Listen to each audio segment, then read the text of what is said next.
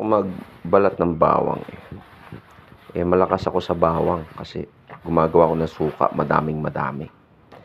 So sabi ni Sir Johnny Boy ay ibabad daw sa tubig. Nalimutan ko 5 or 10 minutes maximum daw, and then madali na raw balatan.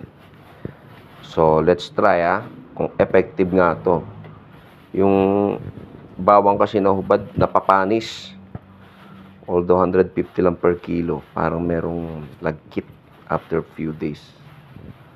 So ayan, babad natin ng 5-10 minutes daw. So ayan, tingnan natin kung madali nga bang balatan.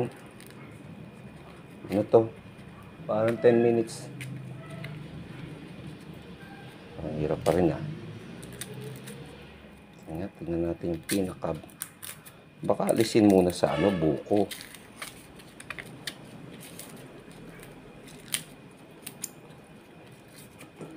Hindi pa rin hirap siguro alisin natin sa balat. Yung bumilis din baklasin nung nababad. Yan. Sira kasi. Bumilis din bulok. Ang bulok. Medyo bumilis. Isa pa. Yun, bumilis nga. Yung nakalubog na igi sa tubig.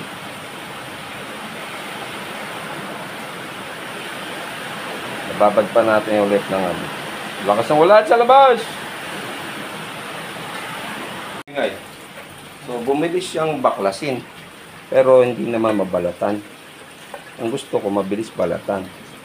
So, babad natin ulit ng another 5 minutes. Baka nagkamali tayo. Baka babaklasin muna dapat.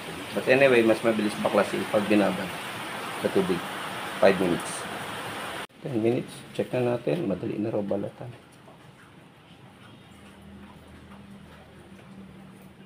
Parang madali na nga. Oh, very good.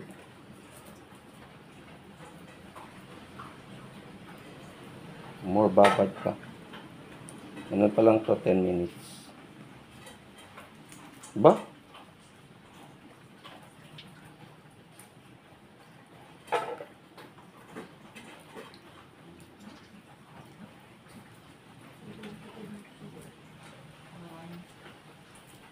10 minutes babad to So let's wait for another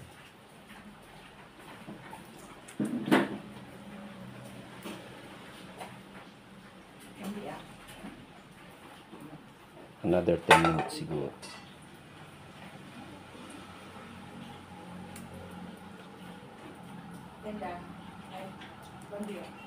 Kulang pa. So, mga pala. 10 minutes to. So, konti pa. Mas maganda pag binabad ng mga 1 hour. Mas madaling mahulas ang balat.